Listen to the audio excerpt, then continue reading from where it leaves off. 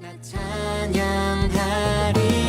여호와 나의 목자시니 내게 부족함이 없으리로다. 주께서 모두 주시었네. 그 구원의 기쁨 찬양하리라. 여호와 나의 목자시니 쉴만한 물가로 인도하시리. 내 영혼 구원하신 주, 내 안에 기쁨이 넘치네. 감사해.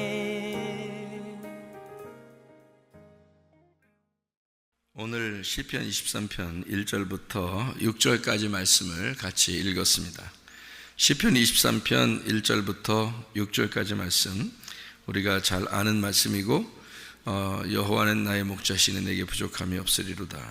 그 부족함이 없다는 말은 결핍이 없다, 결핍이 사라졌다, 그 말이고요. 우리 사람들은 다 결핍이 있지만은 그 결핍을 주님 만나면 해결된다. 다른 거 만나면 해결되는 게 아니고, 뭘 갖다 놔도 해결 안 돼요, 여러분. 결핍이라는 건요, 남편도 해결해 줄 수 없어요. 자녀들도 해결해 줄 수 없어요. 돈도 해결해 줄 수 없어요, 여러분. 결핍이라는 것은, 자기의 결핍은 태어날 때부터 땅에서 사는 운명이기 때문에, 그 운명 속에서 생긴 결핍이니까 아무도 해결해 줄 수 없어요. 그러니까 하늘에서 오신 분을 만나야 이 결핍이 해결됩니다. 그러니까 그 부족함이라고 하는 건 여호와를 만날 때만 해결되는 거예요. 그럼 그 여호와가 누구냐 이거예요. 여호와가 누구냐. 여호와를 만나고 싶잖아요. 어떤 사람 하나님 좀 만나고 싶다 그러고, 하나님 보고 싶다 그러고, 뭐 보고 싶어요 하나님, 하여튼 그러는데요. 제가 이렇게 여러분한테 그렇게 이제 주님 만나는 게 말씀을 만나는 겁니다라고 얘기를 해줘도, 사람들은 뭔가 진짜 보고 싶고 뭘 이렇게 듣고 싶고 이럴 거 아닙니까, 사람들은요. 근데 저 같은 경우는 보고 듣고 이런 거를 이제 어릴 때부터 많이 하던 사람이라, 그냥 뭐 제가 보고 싶다고 해서 본 게 아니에요. 뭐 또 듣고 싶다고 해서 듣고 그런 것도 아니고, 그냥 가만히 있는데 하나님이 그냥 뭐 말하고, 그러니까 들은 거고, 또 보여주시니까 이렇게 본 거고, 그런 건데, 제가 성숙해서 은혜를 받고 다시 주님을 만날 때는 말씀으로 만나더라고요. 근데 그 말씀으로 이렇게 하시는데 소리도 들린 게 아니고 눈으로 보인 것도 아니에요. 이상하게 근데 뭔가 마음에 막 말씀하신 것 같아요. 그러니까 그게 분명히 뭔가 말씀하시는 것 같은데, 가슴으로 말씀하시는 것 같은데, 마음으로 말씀하시는 것 같은데, 그게 저한테는 이제 물어봐요, 저한테. 그럼 본 거, 들은 거, 그 주님을 이렇게 뭐 가슴으로 이렇게 말씀하신 것 같이 안다는 거, 이거 어떤 게 주님을 탁 직면하고 주님을 탁 앞에서 이렇게 만난 것 같고, 어떤 게 그런 것 같으냐고 물어보더라고요. 그래서 제가 주님을 딱 앞에 이렇게 만난 것 같이, 그런 거는 사실 말씀으로 가슴으로 만날 때가 진짜 그런 것 같더라고요. 그 전에 이렇게 눈으로 보고 귀로 듣고 하는 거는 좋은 경험이죠. 진짜 좋은 경험인데, 그걸 통해서는 내가 구원받았다 이렇게 그 볼 때나 들을 때는 진짜 구원받았다, 하나님 만났다 이렇게 할 수 있겠는데, 진짜 다시 주님을 만나보니까 직면한 거예요. 하나님을 딱 진짜 말씀으로 내가 직면해 보니까 그게 더 진짜 같더라고요. 그게 더 진짜예요. 그러니까 환상을 보았다, 꿈을 꾸었다, 소리를 진짜 들었다, 이런 것보다도 훨씬 더 생생하게 내 가슴으로 이렇게 오더라고요. 그리고 그날은 내가 다시는 죄를 짓지 말아야지. 옛날에는 금식도 하고 철야도 하고, 내 죄를 짓지 말아야지 이렇게 하고 고민하고 기도하고 회개하고 그랬는데, 그때도 회개했지만 또 넘어지고 이렇게 되더라고요. 그러니까 그건 내가 열심히 좀 회개해, 난 주님으로 위해 살아야 되는데 하면서, 그러면서도 죄지니까 양심의 가책도 있고, 기도하고 회개하고 금식하고 막 이렇게, 그러면서도 또 무너지고 또 무너지고 이렇게 했었거든요. 그 능동적이니까. 근데 말씀으로 주님을 어느 날 딱 만나, 내가 진짜 그날은 뭐라 할까, 다시는 내가 죄를 짓지 말아야지 하는 그 결심이 진짜 안 하려고 하는 그런 날. 그러니까 진짜 나는 다시는 그러지 않을 거야 라고 그냥 그게 다 오더라고요. 그냥 와. 이게 수동적으로 이렇게 와요. 그게 진짜 죄를 안 질 것 같더라고요. 그때부터는 진짜 죄 안 질 것 같고, 진짜 주님만을 위해서 살 것 같아요. 그게 수동적으로 이렇게 오니까. 그러니까 그게 더 진짜인 거죠. 저한테 옛날에 그런 그 회개나 뭐 주님 뭐 경험한 거나 이런 것들보다도 훨씬 더 이게 진지하고 진짜고, 그렇게 이 결심이 완전하고 그렇게 되더라고요.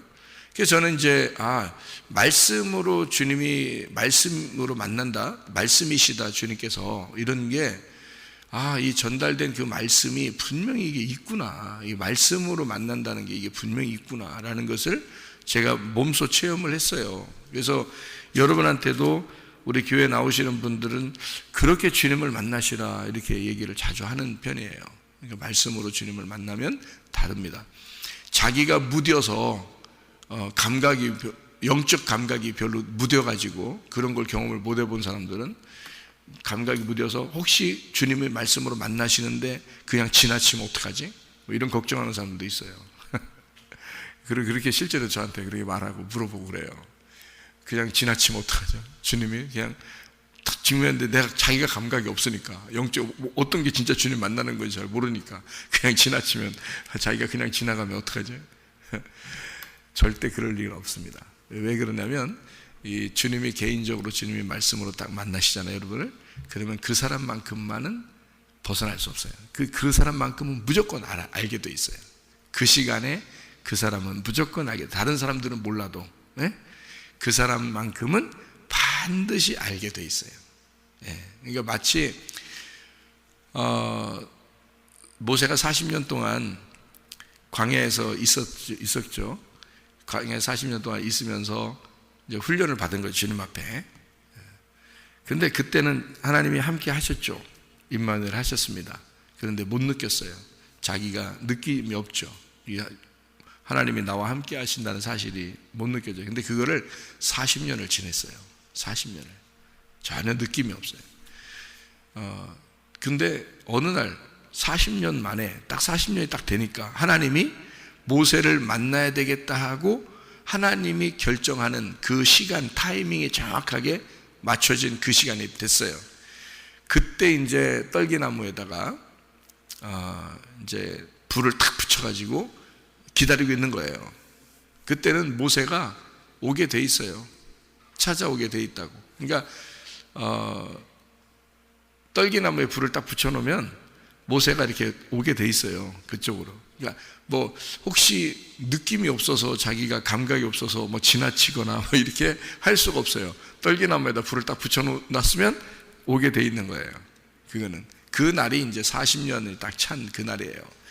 모세가 40년 광야에서 어려움 고통 가운데 있었던 그 시간을 지나고 마지막 그 40년째 마지막에 이제 주님께서는, 모세는 그 시간이 어떤지 몰라요. 하루하루 그냥 지나는 거예요. 양들하고 같이 있으면서 하루하루 그냥 지나면서 자기 세월이 뭐 자기가 옛날에 왕자로 자라났는데 애굽에서 그렇게 살았는데 이 광야에서 내가 하루 이틀도 아니고 수십 년을 내가 이곳에서 이렇게 살다 그냥 가는가 보다 이렇게 생각하고 하루하루를 그냥 살아간 거예요. 그런데 어느 날 이상한 불이 이렇게 붙어 있는 거예요. 그거를 아무도 모르죠. 자기만 그게 아는 거예요. 그래서 저거 올라가 봐야 되겠다라고 생각이 들어온 거죠. 안 올라갈까? 그럴 수가 없어요. 딱 딸기나무에 불이 붙었는데 오늘은 안 올라갈까? 이런 생각이 어떻게 들겠냐고요. 자기 혼자 봤는데, 자기 혼자 보는 데서 떨기나무에 불이 붙어 있는 거예요. 안 올라갈까? 이렇게 되겠어요? 지금 40년 만에 처음 있는 일인데 저게? 그렇게 오는 거예요. 주님이 만나러 오실 때는 그렇게 와서 안 만날 수가 없어요. 떨기나무에 불을 붙었는데 어떻게 해요? 그래서 이게 올라갈 수밖에 없어요. 그는 올라온다는 것을 하나님이 다 알아. 그래서 알고서 기다리고 있는 거예요. 그 떨기나무가 뭐예요? 떨기나무가 이렇게 떨기나무 떨기나무 이렇게 떠는 나무 떨기나무 가시나무예요. 가시나무. 성경에 가시나무 또 가시나무 새 가시나무 새 노래 제목 같으네. 가시나무 새. 그럼 가시나무에 새가 있으면 어떻게 될까요? 그 사이에 찔리겠죠. 그래서 가시나무에 가시에 찔려서 새가 우는 그 소리가 너무 아름다워서 가시나무 새가 있다고 그러잖아요. 그죠? 그래서 가시나무 새 노래를 만들었다 그러잖아요. 그 구슬프게 우는 그 새의 그 소리, 그것이 너무 아름다운 노래가 되어서 그 가시나무 새라는 노래를 만들었다 그러는데요. 마치 예수님이 가시나무에 찔려서 그 노래하는 그 소리와 같은, 그래서 만든 노래인데요. 가시나무 새처럼 가시나무에 이렇게 둘러싸여서 가시에 이렇게 찔리는 그 새처럼 예수님도 가시나무에 찔려서 머리에 이렇게 가시나무를 쓰잖아요. 그죠? 가시나무 이렇게 막 씌워주잖아요. 그래서 막 피가 흐르겠죠. 가시나무가 이렇게 보통 요만한 가시가 아니고 이 사막의 가시들은 이게 길어요. 가시가 이렇게 삐죽하고 두껍고 튼튼하고 마치 못과 같이 이렇게 깁니다. 그런 거를 이제 가시나무를 이렇게 어떻게 이렇게 사람들이 그걸 어떻게 만들었는지 그걸 갖다가 그냥 확 씌워서 했는데요.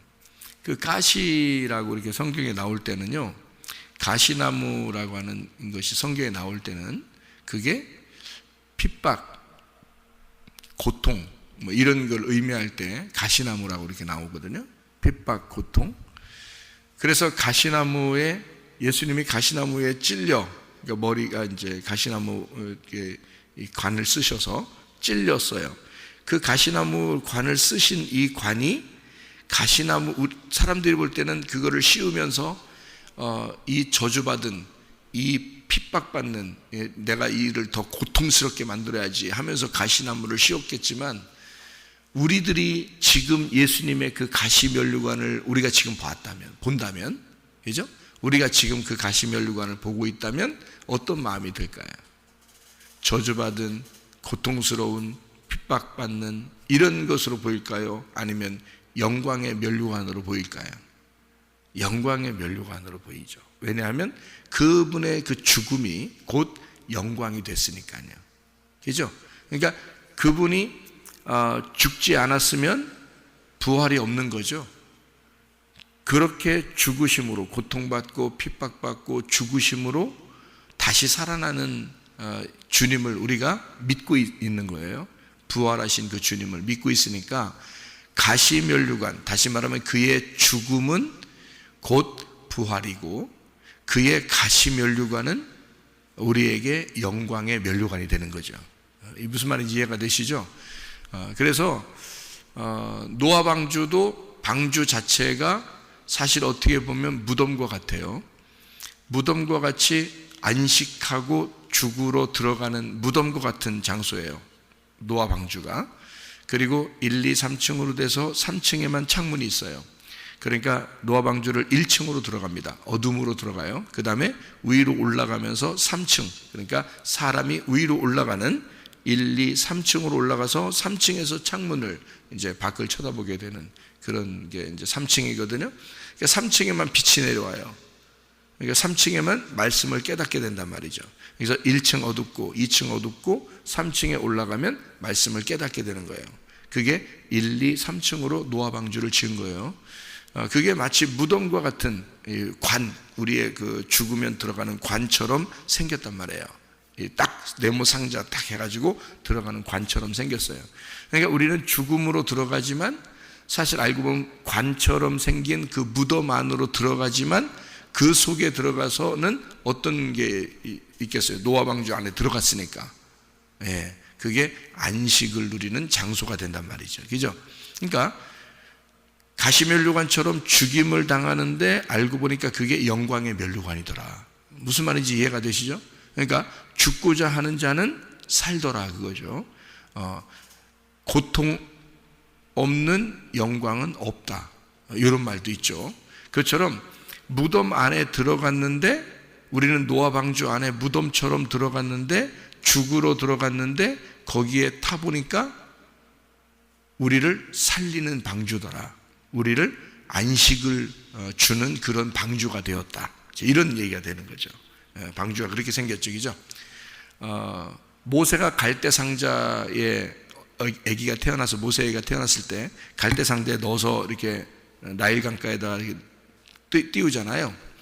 그 갈대 상자에 넣었을 때는, 넣어서 이렇게 띄울 때는 그 엄마가, 모세의 엄마가 어떻게 하면서 보냈어요? 살든지 죽든지 뜻대로 하소서 하면서 보냈어요, 그죠? 예, 그 노래가 거기서 생겼다고 그랬죠. 살든지 죽든지 뜻대로 하소서. 그 노래가 거기서 생긴 것 같아. 그러니까 모세를 띄워 보내면서 그 노래를 엄마가 부르면서 하염없이 눈물을 흘렸을 거 아니에요. 자기 아들을, 그 사랑스러운 아들을 이렇게 보내면서. 그게 그 갈대 상자가 뭐겠냐고요. 그게 모세의 무덤이에요. 이해가 되겠어요? 모세의 무덤이라고. 근데 그거를 그냥 지나치지 않고 하나님의 뜻대로 하시옵소서라고, 다 너는 이렇게 나는 너를 내 가슴에서 너를 띄워 보낸다. 응? 내가 너를 띄워 보낸다. 이렇게 보내잖아요. 그러니까 죽음으로 보내는 것 같은 거죠. 그죠? 자기에게서 이제 떨어지는 거잖아요. 너는 영원히 나를 못 만날지도 몰라. 이렇게 띄워 보내는 거거든요. 그랬더니 하나님이 그냥 두냐고, 그걸. 하나님이 모세를 태어나게 했는데 하나님이 책임지죠. 그래서 모세의 그 갈대 상자의 뚜껑을 여는 사람은 바로의 공주였단 말이에요. 그래서 뚜껑을 열어서 이 아기를 거기서 꺼내면 뭐가 되는 거예요? 부활하는 것이 되는 거죠. 무슨 말인지 알겠어요? 그러니까 여기서 살든지 죽든지 뜻대로 하소서 하고서 이제 나로부터 죽었다, 너는 나로부터 분리가 되었다, 이렇게 떠내보내니까 이쪽에서는 하나님의 뜻대로 그 모세를 살려서 애굽의 왕자가 되도록 만들었더라는 거지. 그죠? 그러니까 갈대 상자도 똑같이 노아의 방주와 같은 내용이란 말이에요. 이게. 법궤는 또 어떤가요? 법궤가 똑같이 생겼어요. 네모 상자처럼 이렇게 생겼어요. 그 법궤가 사실 뚜껑 열리면 어떻게 되는지 알죠? 그래서 사람들이 승질나면 뭐 열렸다 그래? 승질나면 뚜껑 열렸다 그래. 이 법궤가 뚜껑 열리면 어떻게 되는 줄 알아요? 다 죽어요. 왜냐면 그 법궤가 뚜껑이 열리면 죽습니다. 율법이기 때문에요. 사람들이요, 그걸 쳐다보면 죽게 돼 있어요. 성경에 그런 내용이 있죠, 그죠? 법궤를 메고 오다가 이게 뚜껑이 흔들려 가지고 속을 쳐다보면 다 죽어버립니다.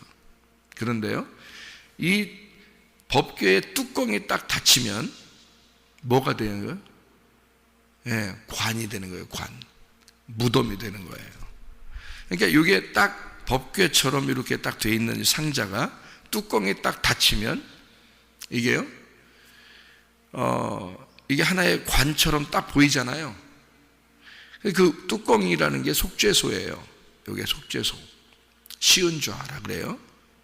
그러니까 주님의 보좌, 하나님의 보좌가 어디 있냐면 법궤 뚜껑이 하나님의 보좌예요. 성경에서 말하는, 여러분이 하나님의 보좌에 앉으소서, 그 법궤 뚜껑이 하나님의 보좌예요. 성경에서 말하는 보좌는. 근데 그 시은좌라고 그래, 그걸. 그래서 시은좌, 하나님의 보좌, 이렇게 말하거든요. 시은좌라는 얘기 들어봤죠, 그죠? 성경 시은좌. 이게 은혜의 자리라는 뜻이에요. 시은좌. 그리고 그걸 보좌라고 이렇게 말하고요. 법궤의 뚜껑이라고 그래요. 그걸 속죄소라고 합니다. 속죄소. 이 들어봤죠? 성경이죠? 속죄소가 있죠. 그 속죄소가 다른 데 어디 있는 게 아니고요. 법궤 뚜껑을 속죄소라고 그러는 거예요. 왜? 뚜껑을 닫아야 구원을 받아요. 사람들이. 이 뚜껑 열리면 율법이 나와서 사람들을 심판하고 죽이는 겁니다. 그러니까 이 뚜껑을 닫아놔야 돼요. 뚜껑을 닫아놓고 하나님이 그 위에 앉아 계시는 거예요. 그러면은 우리들은 율법이 우리를 심판하지 못하는 거죠. 그래서 그거를 시은좌, 은혜의 자리다 이렇게 말하고, 하나님이 앉아 계신 자리이다 이렇게 얘기하는 거예요.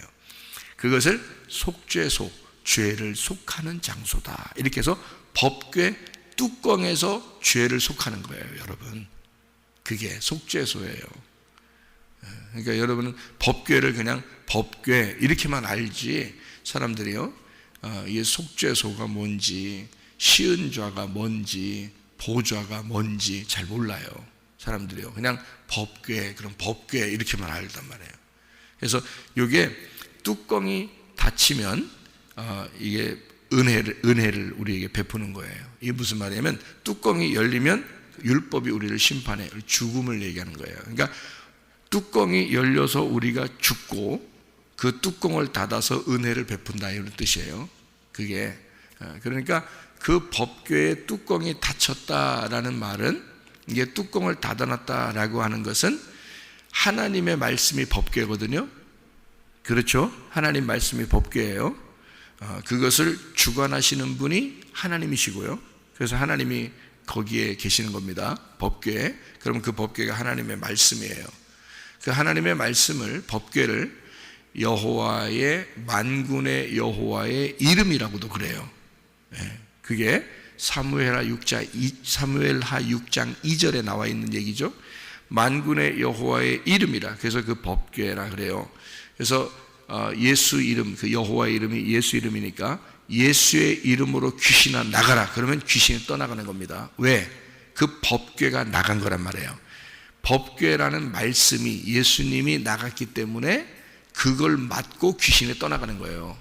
그래서 예수의 이름으로 귀신아 떠나 그러면 법궤가 팍 부딪혀가지고 그 귀신이 나가 떨어지는 거야. 그게 만군의 여호와의 이름이야. 그래서 사람들은 전쟁할 때마다 법궤를 메고 갔어요. 왜? 그 법궤가 전쟁에 승리하는 거니까. 사람들이 승리하는 게 아니고 법궤가 승리하는 거예요. 그러니까 하나님이 스스로 일하시는 거야. 그게 법궤거든요. 자, 법궤는 하나님의 말씀입니다. 성경 여러 가지 이렇게 이해가 되죠. 법궤가 이제 하나님의 말씀이란 말이에요. 그러면 법궤 뚜껑이 딱 닫히면 어떻게 돼? 말씀이 닫혀 있다 그 말이에요. 말씀이 닫혀 있다. 거기에 딱 이제 위에서 누가 앉아 계셔. 그러면 딱 이게 닫혀 있는 거예요, 이게. 그러면 이 뚜껑이 열린다 그러면요. 그럼 속에 있는 말씀이 풀어진다 이런 말이 되겠죠, 그죠? 닫힌다 그러면 속에 있는 말씀을 가두어 두었다 이런 말씀이고, 이것을 뚜껑을 열었다 그러면 말씀이 풀어졌다 그 말이죠, 그죠? 그래서 뚜껑 열렸다 이 단어가 무슨 단어냐면 계시라는 단어예요. 계시. 뚜껑이 열렸다 이 말이 계시라는 단어예요. 그래서 요한 계시록이 있는 거예요. 그래서 계시록은요 이게 열렸다 책이다 이 말이에요. 열렸다의 책, 그게 요한 계시록이에요. 그러니까 요한이 사실 요한의 계시록은 아니지, 예수 그리스도의 계시죠. 예수 그리스도의 계시. 다시 말하면 예수님을 통해서 뚜껑이 열렸다. 그래서 하나님 말씀이 요한계시록, 예수 그리스도의 계시록을 통해서 이 성경 전체가 열렸다 이렇게 보이는 거죠. 그러면 언제 닫아놓은 때가 있을 거 아니에요? 닫아놓은 때가. 그래서 생명나무 열매를 못 먹도록 창세기에서 닫아놓은 거예요. 화염검으로 딱 막아놓은 적이 있었죠, 그죠? 화염검으로 막아놨어요. 천사들이 이렇게, 그룹 천사들이 이렇게 화염검을 통해서 이렇게 막아놨다 그랬잖아요, 그죠? 그래서 생명나무 열매를 못 먹도록 만들어놨다는 거죠. 그렇죠? 예. 그러니까 생명나무 못 먹도록 만들었다는 것은 어떤 얘기가 되겠어요? 그러니까 성경은 저는요, 여러분 쭉 전체적으로 이렇게 여러분에게 설명할 수 있는 내용이에요. 이런 것들이 창세기에서 생명나무의 열매를 못 먹도록 막았죠. 창세기 3장에, 그죠? 그러면 창세기 3장이면 창세기 3장 1절부터 쭉 이렇게 보면은 무슨 내용이 나와요? 창세기 3장에 선악과 먹은 게 나오죠. 예, 선악과 먹은 거. 그러면 선악과를 먹었더니 하나님을 아는 지식을 알으려고, 선과 악을 구분하는 지식을 깨달으려고 선악과를 먹었어요. 그 사람들이 먹었더니 세상에 부끄러워 안 부끄러워요? 부끄러워요. 죄를 발견한 거예요. 죄를 발견하고 하나님 앞에 못 가겠는 거예요. 무슨 말인지 알겠어요? 그러니까 한마디로 말하면 선악과를 먹고 어떻게 된 거예요? 그 전까지는 몰랐는데 선악과를 먹고 뚜껑이 닫혀버린 거예요. 자기들은 말씀을, 그러니까 선악을 알고서 뭔가 하나님처럼 돼보려고 먹었는데 세상에 뚜껑이 닫혀버린 거예요. 그래서 더 하나님을 못 만나게 된 거예요. 그러니까 원래는 그냥 하나님 안에서 그냥 자유롭게 살고 있었는데, 그게 하나님의 품 안에서 사는 거였는데, 보이지 않지만, 하나님이 보이지 않지만 그냥 하나님의 품 안에서 살고 있었는데 선악과라는 걸 먹었더니 하나님의 말씀이 자기들에게 닫혀버린 겁니다. 그러니까 하나님 말씀이 흐르지 않는 거예요. 딱 닫혀버렸죠. 무서워요. 그래서 하나님 어떡하죠? 이렇게 하나님한테 무서운 거죠. 그랬더니 하나님이 이 사람들이 하나님 못 만나니까 하나님 쪽에서 온 거예요. 그게 창세기 3장 8절입니다. 하나님 쪽에서 온 게 바람이 불었다 그랬어요. 거기에 바람이 불어온다. 바람이 불어온다. 이게 하나님의 영인데요. 여러분 이런 얘기가 있죠. 대추나무에 사랑 걸렸네. 이런 말 있죠. 들어보셨나 모르겠어요. 대추나무에 사랑 걸렸네. 그게 뭔 말이야 그게. 어떻게 대추나무에 사랑이 걸려요? 대추나무에 대추가 걸리죠. 그렇죠.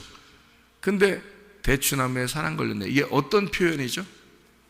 대추나무에 사랑 걸렸네 했더니 한국 사람들은 다 이해하더라. 그걸 왜 이해를 해요? 대추나무가 있는 집에 사랑을 하는, 서로 사랑하는 그런 이야기들을 이렇게 나타내 주는 거구나. 이거 금방 이해를 한단 말이에요. 대추나무에 사는 거니까. 그걸 어떤 표현한 거예요? 대추나무엔 대추가 열려야 되는데 대추나무에 사랑이 걸렸어요. 그는 어떤 표현이냐면 문학적인 표현이란 말이에요. 시적인 표현이라고요. 무슨 말인지 알겠어요? 그게 성경은 하나의 그 문학적인 그 요소를 가지고 시처럼 쓴 거예요. 하나님은 머리가 좋으시니까 이 내용을 시처럼 이렇게 글자를 그렇게 바꿔서 아름답게 책을 쓴 겁니다. 이 책이요. 그러니까 하나님이 이 사람들을 만나러 그냥 하나님이 축 나왔다 이런 의미가 아니고, 하나님이 바람이 불 때 하나님이 말씀하시더라 이렇게 하는 거예요. 그러면 이제 정확하게 창세기 3장 8절에 그렇게 그들이 그날 바람이 불 때 이랬습니다. 그들이 그날 바람이 불 때 동산에 거니시는 여호와 하나님의 소리를 듣고 아담과 그의 아내가 여호와 하나님의 낯을 피하여 동산 나무 사이에 숨은지라 이렇게 되어 있거든요. 바람이 불 때 하나님이 동산에 거니시면서 나타나신 거예요. 하나님이 근데 모양이 있어요, 없어요? 모양이 원래 없어요. 하나님은 모양이 없어요. 그런데 어떻게 이렇게 사람처럼 나타났다고 얘기하겠어요? 네, 바람이 불 때, 이게 핵심이라고요. 그러니까 바람이 불 때라고 일부러 여기다 쓰는 것은 그 바람이 하나님의 영이란 말이에요. 하나님의 영. 그래서 영, 푸뉴마, 헬라어로 푸뉴마라고 그러고요. 히브리어로는 루아흐라고 합니다. 루아흐. 예, 그게 이제 영이거든요. 그걸 바람이라는 데서 왔어요. 그 단어가 바람. 그러니까 하나님은 바람이 부는 것을 임의로 바람이 불기 때문에 어디서 오며 어디로 가는지 너희가 알지 못한다. 그러니까 하나님도 그러신 분이다 이런 말이에요. 영이다. 그래서 푸뉴마, 이게 영, 바람이라는 단어인데요.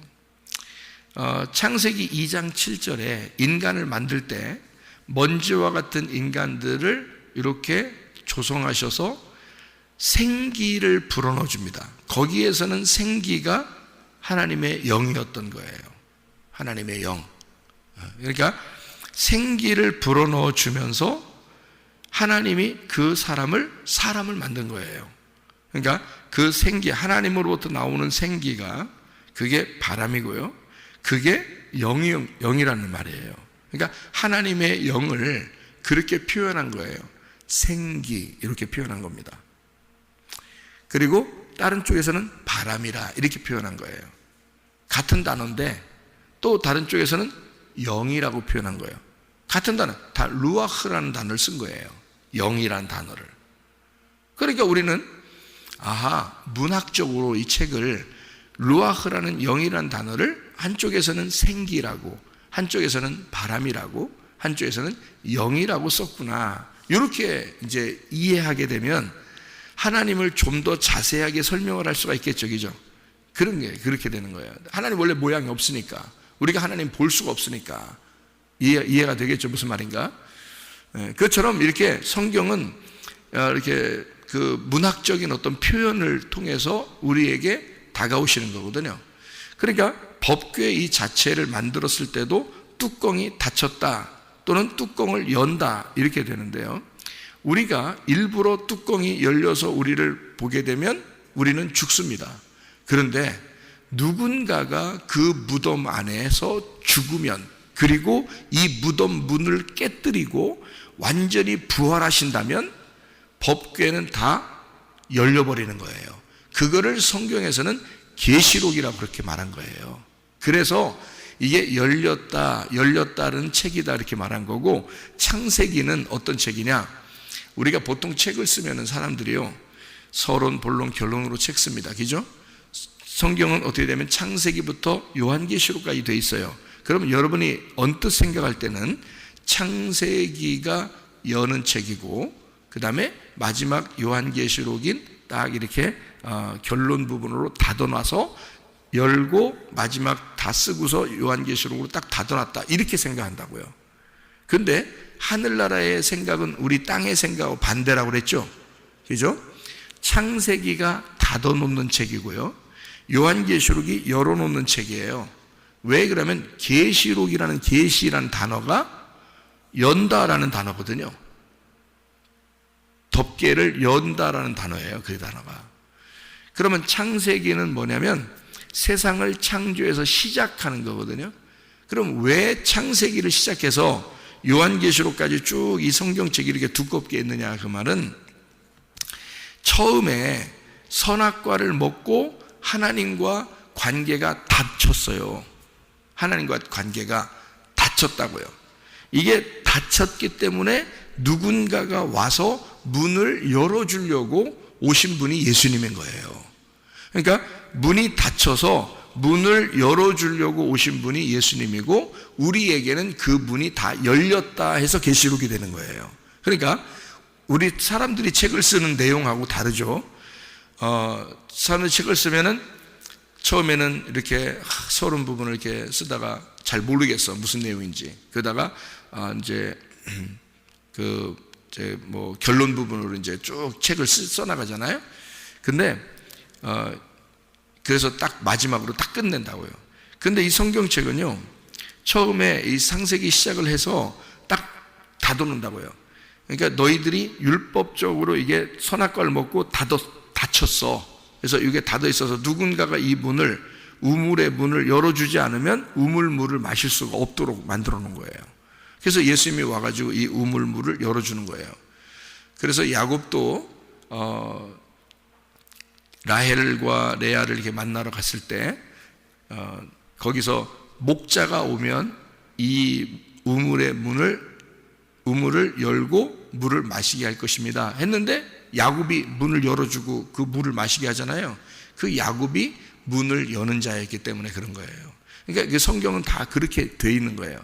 그러니까 예수님을 이 땅에 우리의 문을 열어주는 자, 그러니까 법궤의 뚜껑을 열어주는 자예요. 어떻게 하면 자기가 죽고 이 뚜껑의 문을 부셔서 열어줘서 우리로 하여금 이 말씀을 깨닫게 해주는 게 하나님의 성령이죠. 부활하고 난 다음에 예수님의 영이 우리를 보게 하고 알게 하는 거거든요. 열게 해줘요. 그래서 이걸 열려면, 법궤의 말씀을 열려면 성령이 오셔야 돼요. 성령이 와서 그 말씀을 열어줘야 이게 깨닫게 되는 거거든요. 예, 이게요. 그래서 창세기에 있는 내용부터 요한계시록까지의 내용이 이게 열려지면 이게 깨달아진 거예요. 열려지면. 근데 이게 여러분이 읽는데도 도저히 이해가 안 되고 딱 닫혀 있으면 아직 여러분이 이게 열려지지 않은 거예요. 그러니까 처음에 선악과를 먹고 문이 닫힌 거예요. 그래서 말씀을 못 깨닫고 하나님을 못 만나는 겁니다. 여러분, 하나님 만나려면요, 말씀을 만나야 되는 거예요. 말씀이 하나님이신데 그 말씀이 우리가 처음에는 선악과 먹고 닫혔기 때문에 못 만나는 것뿐이에요. 그런데 이게 예수 그리스도를 제대로 만나서 우리가 회개하고 예수를 제대로 만나면 이게 열립니다. 그럼 열리면 어떻게 되냐면 문이 열리는 거죠. 선악과를 먹었더니 요 생명나무의 문을 막아놨죠. 그게 닫힌 거란 말이에요. 그게 감추어졌다는 말이고, 그게 생명나무의 문을 이렇게 닫아놔서 못 열도록 해놓은 거예요. 그 생명나무가 뭐겠어요? 말씀이에요. 선악과가 뭐예요? 말씀이에요. 선악과도 말씀이고 생명나무도 말씀인데, 선악과 말씀은 율법의 말씀이 되겠고 생명나무 말씀은 은혜, 복음의 말씀이 되는 거예요. 그런데 율법을 아는 자들은 이렇게 복음을 감추어놔서, 구약성경에서 감추어놔가지고 말씀을 못 깨닫도록 해놓은 거예요. 예수님이 올 때까지 못 깨닫도록 우물물을 닫아놓은 거죠. 예수님이 와가지고 이걸 열어놔줘야 돼요. 그래야 이 말씀, 구약의 말씀이 이해가 되는 거거든요. 이게 열어지는 거거든요. 그래서 선악과를 먹으니까 막아놓고, 생명나무 예수 그리스도가 이 문에 그 모든 문을 깨뜨리고 생명나무가 되셔서 우리 보고 먹게 하는 거예요. 그러면 생명나무 먹으면 열리죠. 그러니까 예수 그리스도가 말씀이시니까 말씀을 우리가 말씀으로 주님을 만난다는 게 바로 우리의 가슴으로 그 말씀을 만난다는 게 그런 말이에요.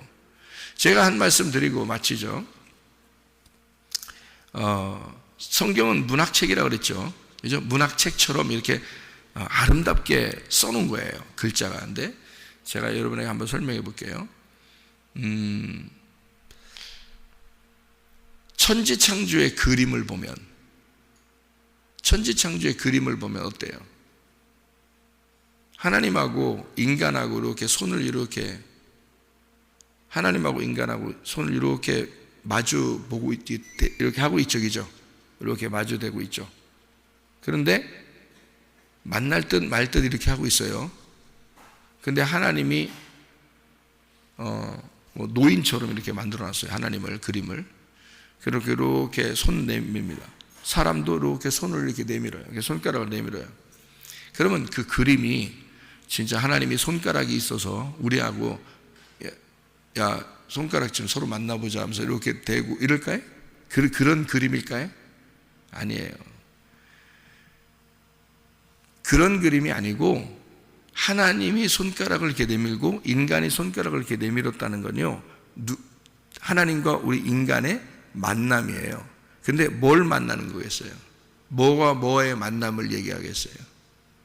하나님의 바람, 하나님의 영이에요. 하나님의 영을 뭘로 표현했어요? 인간의 가장 그 오감 중에서요, 가장 예민한 부분이 손가락입니다. 감각이요. 그러니까 하나님의 그 영의 바람, 그 영의 감각과 인간의 영의 감각이 만나고 있는 거예요. 그거를 표현한 거예요. 그게 그 그림에서. 그러니까 사람들은 그냥 손가락을 보는 거지만 하나님하고 인간하고 손가락 이렇게 무슨 외계인하고 이렇게 손가락 이렇게 마주치는 것처럼 말이에요. 이렇게 외계인 만나면 꼭 손가락으로 인사하는 것처럼 그렇게 하는 것처럼 그거 아니에요. 진짜 그림을 보는 꽝입니다. 꽝 그렇게 하면. 예. 이게 하나님의 영과 인간의 그 영이 이렇게 만나는 것을 손가락으로 표현한 거예요. 감각으로. 그 가장 예민한 부분의 그 손가락 감각으로 그 영과 영의 만남을 표현한 겁니다. 보세요. 10계명 있죠? 10계명. 10계명을 처음에 모세한테 이렇게 뭘로 썼어요? 하나님 뭘로 썼어요? 손가락으로 썼지. 하나님 손가락 있어요, 없어요? 있다는 얘기지. 그러니까 하나님이 손가락으로 직접 돌판에다가 썼어요. 10계명을 써서 모세한테 줬어요. 하나님이 직접 쓰면 얼마나 대단해. 근데 그거 들고 와가지고 금송아지 섬기는 백성들 딱 보니까 열 받아 안 받아? 열 받아. 그러니까 다 던져버렸어. 던져서 다 깨뜨려버렸어.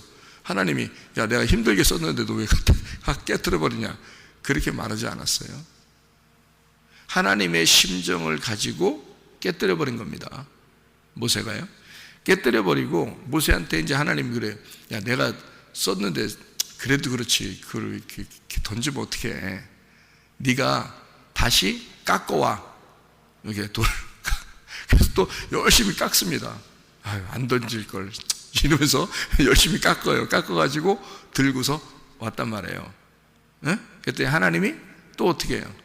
거기다가 또 써줘요. 글씨를 또 써줍니다. 똑같이 이제 써줬겠죠. 똑같이 써주는데 뭘로 써줘요? 손가락으로. 하나님의 손가락으로 쓰시는 겁니다. 그 10계명을요. 하나님이 직접 손가락으로 쓰신 장면이 구약에 거기밖에 없어요. 그러면 신약에는요? 물론 다니엘서에도 한 번 있지. 뭐 벽에다가 이렇게 막 손가락으로 썼다는 그 손가락으로 썼다는 그 손가락을 여러분 잘 기억하세요. 그 다음에 이제 신약에 와가지고 요한복음 8장에 간음한 여자 있을 때 그때 예수님이 어떻게 손가락으로 땅에다가 딱 쓰죠, 그죠? 다른 부분에서 글씨를 쓴 데 있어요? 예수님이? 없죠? 거기다 글씨를 썼는데 몇 번을 써요? 2번을 쓴다고요. 2번을. 한 번 쓰고 일어났다 앉고 또 한 번 써. 2번을 쓰게 돼 있어요. 그러니까 10계명도 2번 썼죠? 손가락으로. 예수님이 간음한 여자 앞에서 손가락으로 땅바닥에다가 2번을 써요. 그러면 땅바닥과 10계명의 돌판이라는 건 뭔가 같은 의미를 가지고 있다는 거죠. 하나님의 손가락도 같은 거죠. 하나님의 손가락, 예수님의 손가락 같은 거죠. 그럼 손가락이 뭐라고요? 뭐라고 이해해야 여러분이 요거를 이해한다고? 손가락이 뭐라고? 하나님의 영이라고. 하나님의 영, 하나님의 영의 감각. 그러니까 하나님은 뭘로 쓴 거야? 돌판에다가 하나님의 영으로 글씨를 쓴 거야. 그게 10계명이에요. 예수님이 손가락으로 땅바닥에다 쓴 것은 발가락도 아니고 손가락으로 이렇게 쓴 것은 하나님의 영으로 땅바닥에 쓴 거예요. 그러면 땅바닥과 돌판은 뭐를 얘기하는 거겠어요? 땅과 돌판은 나를 말하는 거야. 내 마음을 말하는 거예요. 그래서 하나님이 돌판이잖아요. 돌판에, 그죠? 돌판. 하나는 깨뜨렸어요. 2번째 가져오라고 했죠? 하나는 깨뜨렸어요. 뭐가 깨뜨려져야 돼? 내가 깨뜨려지는 거예요. 육체가 깨뜨려지고 다시 만들어 와라 할 때는 네 마음을 가져와라 그 말이에요. 그죠? 그러니까 하나님은 하나님은 어디에다가 하나님 말씀을 기록하고 싶어 해? 우리 마음판에 말씀을 새기고 싶어 한단 말이에요. 그러니까 돌판에다가 말씀을 새기는 게 아니라 네가 깎아온 돌판에다 내가 새겨주겠다. 그거를 법궤에다 집어넣고 영원히 보존하는 거예요. 그러니까 2번의 글씨를 일부러 쓰는 거예요. 왜? 하나는 깨뜨려져야 할 돌판, 또 하나는 네 마음판에다가 네가 만들어 온 그 마음판에다가 새기는 글씨, 이것이 영혼이 가는 거란 말이에요. 그러니까 첫 번째 거는 깨뜨려지는 거고요. 그러니까 첫 번째 건 율법, 육체에 쓴 말씀을 말하고요. 두 번째 쓴 것은 우리의 주님의 은혜, 그 복음, 우리의 마음판에 새긴 말씀이 되는 거예요. 그게 영혼이 가는 거죠. 예수님도 두 번의 글씨를 써서 첫 번째는 율법의 글씨, 두 번째는 은혜의 글씨예요. 그리고 너희들 죄가 있는 자는 한번 쳐봐라. 아무도 칠 수 없습니다. 그러니까 두 번의 글씨를 이 손가락으로 하나님의 영으로 우리 마음판에 말씀, 그러니까 영적으로 말씀을 깨달으면 어떤 말씀이 되겠어요? 아하, 우리의 마음판에 말씀을 새기고 싶어 하시는 주님이구나라는 것을 깨닫게 되는 거죠. 글씨로 밖에 이런 성경책이 이렇게 밖에 있다고 해서 여러분 구원받는 게 아니란 말이에요. 이 성경책 들고 다녔다고 구원받는 게 아니에요. 교회 열심히 다녔다고 구원받는 것도 아니에요. 어디에다가 말씀을 새겨야 된다? 마음판에다가 말씀을 새겨야 된다. 여호와가 뭐가 되시면 부족함이 없다? 나의 목자가 되시면 부족함이 없다. 네가 주인이었는데 예수 여호와가 말씀이시라. 그 말씀이 너에게 목자가 되시면, 말씀이 너의 목자가 되시면 너는 부족함이 사라질 것이다. 너의 결핍은 사라지게 될 것이다. 여러분, 여호와가 우리의 목자가 되셔서 여러분의 모든 부족함이 사라지기를 바랍니다. 그리고 모든 결핍을 사라지고 그리스도 예수와 동행하다가, 그 말씀과 동행하다가 주님 만나시기를 바랍니다. 기도하겠습니다.